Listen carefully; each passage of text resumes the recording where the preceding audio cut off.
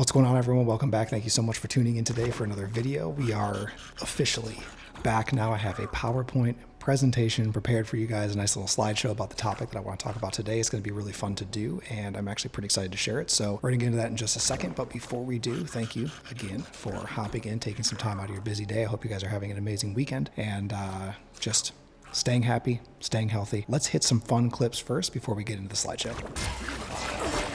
That one hurts.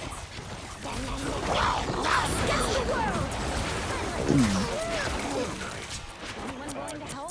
Zero mushrooms. Vehicle reached the checkpoint. Keep up the momentum. Double KO. That's 3. Wow, 4 in a row. It's more than just a suit of armor. Spider's my partner. Kind of like your tree. That tree is a Flora Colossus, and his name is Groot. Maximum pulse! Double kick! Mine's in place.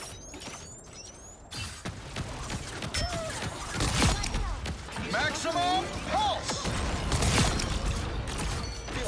By the eye of Agamotto! Wow, 4 in a row.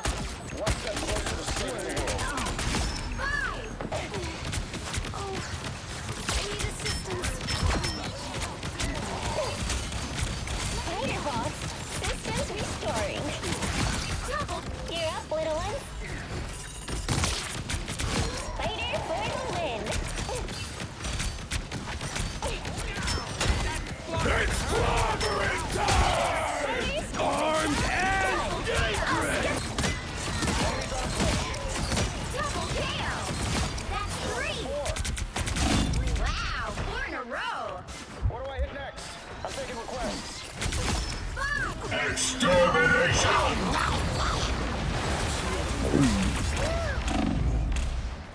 The current score is 3-2-3.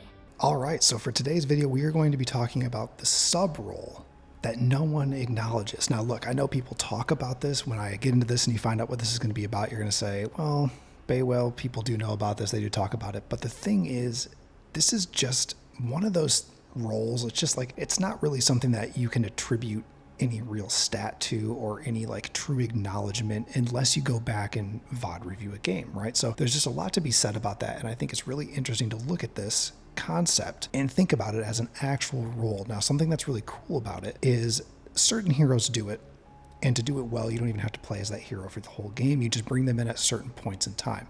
What we're going to be talking about is stalling. This is, by and large, maybe one of the most annoying things in the game to deal with, like, truthfully. Stalling is absolutely insane. Now, this being an objective game and not being a team deathmatch style game, it's incredibly important to not only gain control of the objective, but to continue to control it. So whether that means stalling it so that progress is not made, or whether that means just making sure that you're the one that's hanging on to it when that time comes. So this is truly, it's a full-on role, okay? This cannot be ignored. I believe that stalling in and of itself, strategically, well, it's a whole strategy, truthfully. This is really like genuinely a way to play this game. You can play quite a few different heroes to make this possible, and there's just insane value in it. So being able to stall super well helps you control the cooldowns of the enemy team because they're dealing with you while you're stalling. It helps with staggering control, and then ultimately, above all, objective control. Now, theoretically, you can stall with quite a few heroes. You know, as an example, let's say you can stall with Luna, but you got to use her ult to do it. You know, you can stall with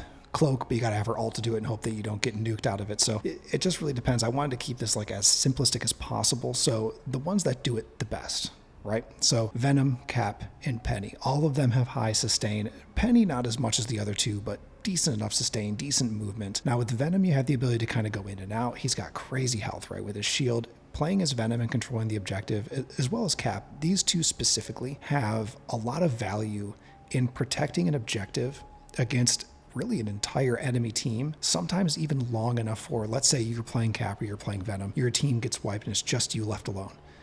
I know, okay, I know you can probably think back on some games that you've played and say like, man, we can't get rid of this Cap. He's gonna hold this objective the whole time. You get the whole team down. Cap is left. and he holds it and stalls long enough that the rest of the team gets revived, and they end up teleporting back in, and it becomes this whole huge fight again just because you couldn't get rid of Cap. This is something that is just extremely, extremely important to recognize. There are certain heroes that do this very, very well, like Cap himself. Like diving, sure, it works pretty well. He can be, pretty effective in that sense, like running alongside other divers. He can also do well just kind of hanging out in front line. He's got some good mechanics, like he can block some ults and things like that. Venom can hit headshots as a tank, which is crazy. He's got amazing damage. But I would say overall, what you need to be looking at some of these heroes as is really just a staller. Someone that's going to hold the objective and control it for you as long as possible. Penny does it with the nest, does it with the mines, decent movement as well. Penny, lately, look, I know people have issues with her. They say she's not good at all, but I have been doing super well with Penny. So I'm just seeing a lot of value, and I have successfully stalled quite a few times as well. It works, I would say, with Penny. It might work a little bit better in the domination, but the really cool thing about Penny is that you're able to push. You're able to push people back a little bit and kind of keep them away from the objective. So like you can stall in that case as well, as also just holding the objective and making sure that the enemy team is not taking it or progressing it. A few others worth noting here are Hulk, Magneto, and Strange. Strange with the shielding, with the teleporting, it works super well for stalls, and it works in tangent with other stalling heroes. Like I mentioned before, if you're Cap running around, keeping them from taking the objective, you've got a Strange on your team who's going to TP in to make that stall valuable. That's amazing. But Strange also with the shielding and high sustain, same as Magneto. They can hold an objective for, I would say easily 10, 12 seconds, maybe even 15 seconds on their own. If you're maneuvering well, you've got your cooldown set up, and especially with Mag, like if he's got his ult or Strange has his ult, that can just add to that time that you're able to do so just because of the high sustain. With Hulk, he can do it, yes, but it's not really his true purpose. And we'll talk about that in just a second. Now, why is stalling so important? Well, this game is all about objective control. If you do not control the objective, you're going to lose. The first, just piece of value I would say that you're going to get from stalling, and that would be maybe the most noticeable, would be to counter staggering. You can drag out the clock while your team recovers and returns. And like I said before, I know you can think back on some games when Cap's been stalling it out, and the whole enemy team's able to come back, and it turns this whole fight, and maybe even lose as a result, when all you had to do was get the elimination on Cap. But it's so hard because his movement is just crazy. It's just hard to take him down. Block progression is the other one. So pausing objective movement is crucial whenever possible. It isn't uncommon for teams to push beyond the objective, especially in convoy. If you can hold the objective behind them, like sneak behind them, get on the objective, sometimes people forget and they don't even realize that the objective's not moving. So you can block the movement of that by regaining control of it as the defending team. And then they're going to have to, separate or turn back or come back and have to deal with it in that case. It's also a really good way to distract enemies. Stalling creates focus shifts.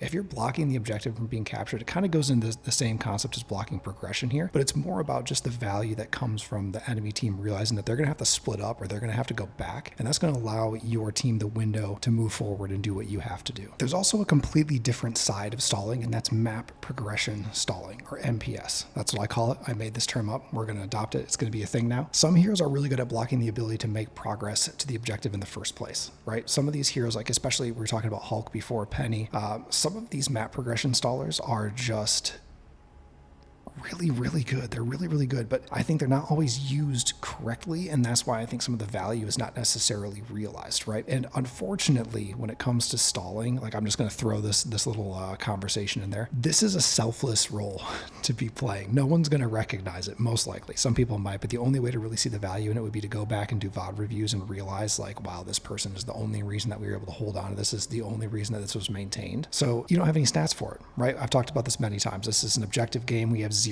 absolutely zero objective stats available to us in this game. There's no way to know who's capping the point, who's holding it, who has the most time spent in the objective zone. There's no way to know. So that's why when people play these roles, just be prepared for it. If you do switch to Cap, you do switch to Penny or Magneto or Venom or something like that, and you're not really getting a lot of the elims, you're not really showing stats at the end of the game, you're going to know in your head, man, I was holding that objective, but nobody else is going to see it. So it makes it kind of tough sometimes, on a personal level, I would say, to validate playing a hero like this or playing into this role. And I think that's why a lot of people don't like to play Venom right now. They don't like to play Cap that much. People don't like to play Penny. They look at Penny and they're just like, oh, you're just doing the mines and the nests and whatever. But spatial control is insane.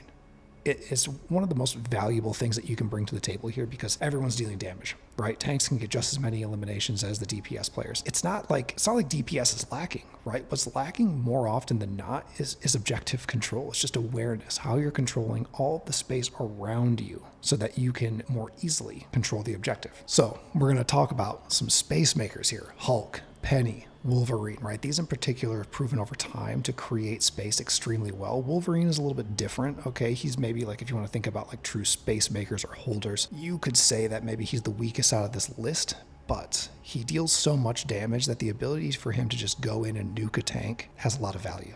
Because that's going to stop the enemy team from creating space, right? Another one that could have made this list as well, I wanted to keep it kind of simplistic here, would be Thing. Thing's even better now. He's great at taking up space and creating room. He's very hard to take down as well.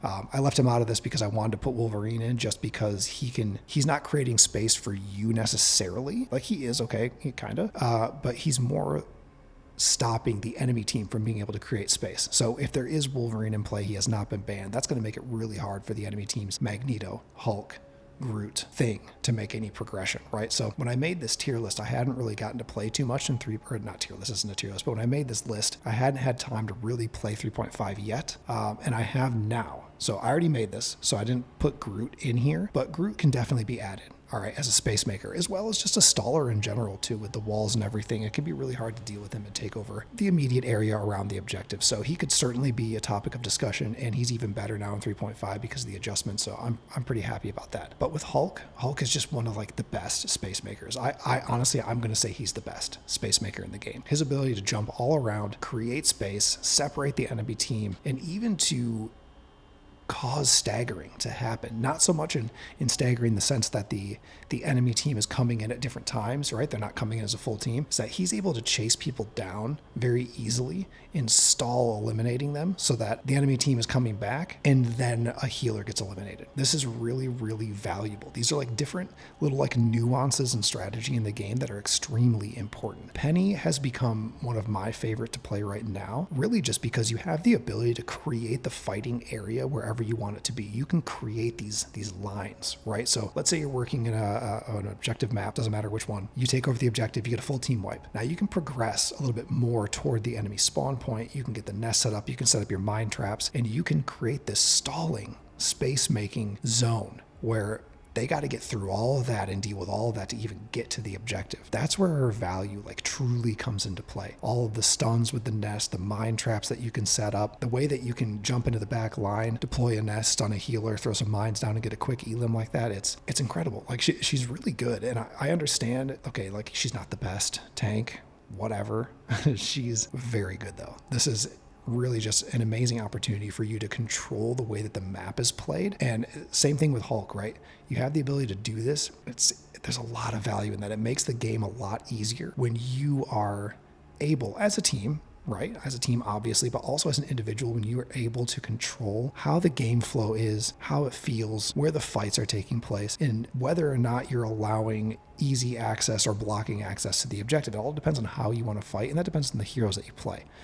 But playing some of these right now, there's just instant value, like even at a comfortable level, right? You don't have to be a pro with them, but if you're comfortable with any of the heroes that I've listed so far in this presentation, you're just going to get very, very quick and simple value. So what I would like to do now is just end this with a little bit of a challenge, right? I am constantly working on learning new heroes. I have been working on Penny a lot. Like I'm about to hit Lord status. I talked about that in the last video that I put out just the other day. But who are you going to learn? Who are you going to work on right now in 3.5? I think a lot of us have been playing for long enough now. I wasn't here at the beginning of the game. I didn't start until, I think I actually started at the very end of, like right before 2.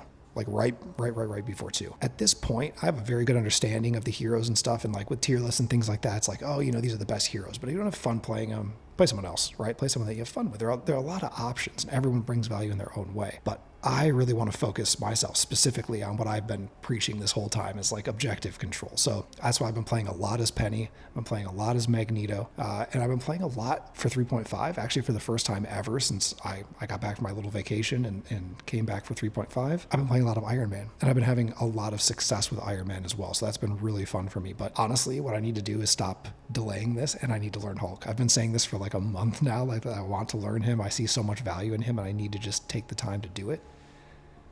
So I just got to do it. This is like my challenge to myself. I'm going to learn Hulk. I want to know. Tell me in the comments who you are going to be working on for 3.5 so that you can play better, win more games, rank up better, and how you can contribute more to the team, right? Let's remember that the Vanguards can deal just as much damage as the Duelists can. They can get just as many elims, but they're also blocking damage. They're also creating space. They're also controlling the objective, right? This is a very, very big and important role. So think about that.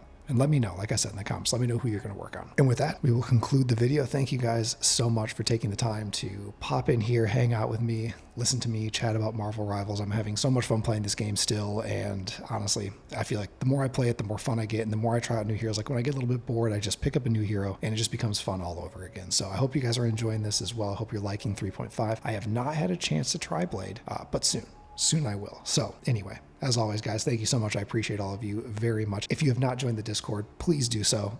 There's just a really great community in there. We're sharing artwork and memes. We're playing games together. We're talking about music. We're talking about food. People are sharing photos from their trips and stuff. It's a very active community already, and I'm so thankful for it. And I know if you guys join that, if you haven't done it yet, you'll be thankful that you joined it. So anyway, I'll see you guys there. Check you guys out in the next video. Cheers.